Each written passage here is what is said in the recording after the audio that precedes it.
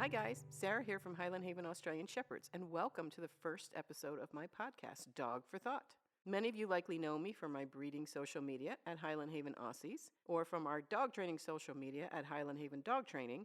But if you don't, let me take a minute to introduce myself. My name is Sara Brown. I'm a certified professional dog trainer and a breeder of Australian Shepherds. I live in the suburbs of New York City with my daughter, Sophie, 24, and partner in our dog training business. My son, Jacob, a university student working on his music production and recording arts degree, and thus a producer of this podcast. And lastly, my husband, Gary, who many of you think is probably the most patient guy in the world. I can't forget our other 8 family members, our Aussies Ruby, Remy, Ty, Meadow, Vivi, Deacon, Twiggy, and Journey. But you guys likely know them quite well already. The theme for this episode is why dogs? And I can't really answer that without starting from the beginning. Like many of you, I suppose, I believe I was born an animal lover. My sister Jen and I grew up riding horses, and I was forever begging my parents for any variety of pet. And like most kids, getting denied for almost all of them. We did have a family dog, though. Her name was Anya. My parents were able to put off the whole family dog thing until I was about 5 and Jen was 7. We dog sat our cousin's dog, shout out to the Hortons and their beloved golden retriever, Mr. Mac. And I can only guess that after watching Jen and me fawn all over this dog, my parents decided we deserved a dog of our own. We didn't get a golden, though. That would have made too much sense. I remember my dad saying that water dogs are oily and therefore smelled more than other dogs. This was back in the 70s, guys, so no shade on my dad's antiquated beliefs of the time. My dad's brother, though, had 2 Siberian Huskies. No oil in their coat, and they were known to be very friendly with people. So along came our Siberian Husky, Anya. A truly terrible choice of breed for a young, mostly dog-ignorant family. Anya was everything a husky is supposed to be.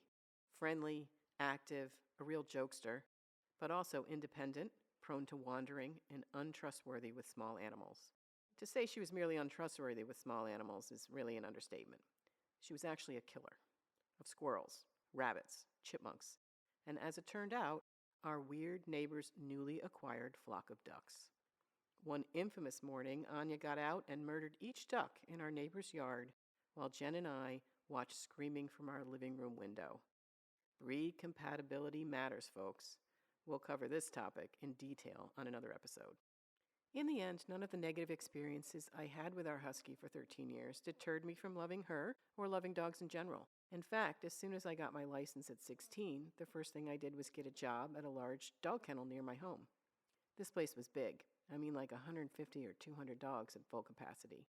And it catered to New York City clients, so it was a rare and serendipitous opportunity for me to meet many unusual breeds I never would have encountered in my suburban neighborhood. Along with the usual labs, cockers, and shepherds, they were Afghan hounds, Salukis, Papillons, Italian greyhounds, Malamutes, Clumber Spaniels, flat-coated retrievers, and the list goes on. These unusual breeds fascinated me, and for Christmas, my mom got me the AKC Book of Dog Breeds. This was back in the 80s, guys. If you wanted to learn about dogs, you actually had to do it from a book. I know, crazy. I devoured every page and learned as much as I could about each breed. I also fell in love with working in a boarding kennel. I loved being around and caring for dogs. I loved the dog business. I got my first dog when I was a senior in college. I was living off campus, and I couldn't resist the urge, even though my parents would be annoyed. Kelsey was a cattle dog corgi mix in the local shelter and as cute as could be. Being from New York, I had no experience with cattle dogs, but in my college town in Ohio, they were common. Still, I had no idea what I was in for. Kelsey was whip smart, bold, and had zero problem expressing her dismay at being told what to do. Still, she was loads of fun, and I loved her dearly. Once I graduated, I went to dog training school. An actual school for dog trainers was a really rare thing, but there happened to be one just 30 minutes from where I was living. I signed up right away and spent 6 weeks learning the dog training trade. This was 1991, and dog training was really very rudimentary compared to today. This program was really ahead of its time, but still light years away from what we know about dogs and dog training today. Still, it was a great opportunity for me, and I soaked it all in. Joining me at dog training school was my newly acquired German Shepherd Luther. I got him at 9 months from his breeder who didn't want him anymore. Once graduated, I spent my 20s training full-time and even rented a small kennel for a boarding business. Along with my cattle dog mix and my shepherd, a little terrier mix, Dibby, joined our lives. She was living semi-feral in the woods of a small golf course for a few years. They had tried many times to catch her with no success. When I was made aware of her situation, she was very sick with mange and did not look like she would make it through another winter on her own. It took a week and a lot of sedatives and canned dog food, but I caught her, and after several months of treatment, she was a happy and loving little addition to our family. Then in my 20s, Gary came into my life, along with Sammy, his Cocker Spaniel. It was a bit of an adjustment for Sammy. She went from living as an only dog with all of Gary's attention to living in a pack of 4. She was a gem, though, and eventually adjusted. The dog care business was really different than it is today. We can cover that in another episode. Dog daycare, for instance, was not a thing, and in general, the philosophy of dog ownership was really different than it is today. This left few opportunities to make an actual living in the industry. Thus, when I met Gary, and we married and had Sophie, I decided a more consistent 9-to-5 job with a steady income was the responsible thing to do. I went to work for my family's business. What business, you ask? Heavy equipment and party rentals. I know. Ugh. I spent my 30s raising my 2 kids and saying goodbye to Kelsey, Luther, and Dibby. Gary's Cocker Spaniel Sammy was rapidly aging, and suddenly we were looking at a dogless future. I began to think about what breed would best fit our lifestyle. This may have been the first time I consciously thought about that. We decided to go small since our kids were very young. Our Cavalier Alistair soon joined our family. And soon after that, we added 2 long-haired dachshunds, Gertie and Finn. So now we were a small dog family. These little guys were easy to exercise, friendly, and wouldn't knock the kids over. It was great that these little guys didn't need so much attention, and I could focus on raising the kids and working full-time. As the kids grew and became more independent, my yearning for a dog that I could train and possibly compete with again also grew. Luther had done amazing things in the obedience ring, and I thought maybe I could do that again. I also wanted to breed dogs. Again, I thought consciously about what breed I should get. I loved our little dogs. They were exactly the right decision for our family at the time, specifically because I did not feel the need to train them outside of the normal house manners and leash walking. Was I ready for a higher drive breed? Did I have the time and motivation to devote? I had a lot of experience with so many different breeds in my time in the dog boarding and training business. Every breed had something I loved about them. How was I going to choose? Then I started to think about my favorite attributes: intelligence, drive, meaning desire to work, and devotion to owner, meaning a Velcro dog. So that meant no sporting, hound, or working breeds. They're more designed for independent work. No toy breeds, too small and delicate for my needs. No terriers. Their tenaciousness did not fit my personality. That left the herding group. Had I actually been a herding person all along? I did not want to get another German Shepherd for a couple of reasons. Firstly, Luther was my first heart dog, and I didn't think another Shepherd could ever measure up. Secondly, I didn't want the guarding tendencies with the kids coming and going in my house and in my suburban neighborhood. I was always drawn to border collies. However, I just didn't think I had the tremendous amount of time this highly intelligent and driven breed would require. My attention was still split between raising our kids and working. I felt Aussies were the next closest thing to a border collie, and a breed I could devote the appropriate amount of time and training to. I researched their overall health and liked what I saw. If I wanted to breed them, I wanted to be sure that they were good mothers and had a good overall track record for health. They did, so we got Ruby. I was so pleased and enjoyed every minute with Ruby. My desire to work with dogs again was reawakened, and it felt really good.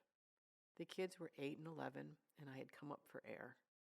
It was at this time that genetic testing had become available, which really improved the ability of breeders to breed healthier dogs. When I tested Ruby, she carried hereditary cataracts, so I chose not to breed her. Don't worry, though. I got Remy shortly thereafter. Remy would become our foundation bitch. There's a lot to beginning a breeding program, and we can discuss that in a future episode. As time went on, our little dogs passed away and new Aussies joined our family. I studied the newest training techniques and read everything available on breeding science. When Sophie was getting ready to go to college, and Jacob was a sophomore in high school, I was ready to make a big change. With the support of Gary, I decided to sell my party rental business and change careers. Secretly, I wanted to work full-time in the dog industry again, but I didn't share that with anyone at first. I was a little cautious that taking a hobby that I was so passionate about and making it a business might take the shine off. I took my time, but was eventually offered a job managing a dog daycare. I had tons of business and management experience, lots of dog experience, so it was a good stepping stone. What the dog daycare business did for me was to reintroduce me to modern dog ownership. This new generation of dog owners, millennials, had very different priorities than I did. Some of them great, some of them not. I have a lot of opinions about this. The narrative we're sold about what it is to be a good owner nowadays, but that's for a future episode. Just like dog boarding, dog daycare gives those who work there a concentrated exposure to breed-specific behavior it would be hard to duplicate anywhere else. Unlike traditional boarding kennels where dogs never, and I mean never, interacted, the dog daycare business made that its center. Again, I have very strong opinions about this model, but it was a great way to study dog-to-dog behavior on a grand scale. I was getting paid to study dogs as far as I was concerned. Like with so many things in life, book learning is a really small percentage of dog expertise. Most of it comes from hands-on experience over years and decades. By the time I was ready to own my own training business again, Sophie was ready to join me. Dog training can be very isolating, and like all disciplines, it lends itself to collaboration. So I was thrilled that Sophie wanted to learn this discipline. Again, it's always a risk to take something you love so much and make it work, but I was able to take decades of experience in and out of the dog business and apply them to this new venture. So here we are, dogs 24/7. When we're not training our clients' dogs, we're working with our own. When we're not working with our own dogs, we're caring for a new litter. Although nothing in life comes without struggle, it's the life I always wanted. To be able to share my experiences with others through social media makes it all the sweeter. Dogs have given me meaning and direction second only to my human family. They've brought me joy every day and encouraged me to be better, to keep evolving. I know you guys feel the same. So I hope you will join me on future episodes where we can explore everything dog. I can't guarantee that we'll always agree on every topic, but we will always agree on one thing.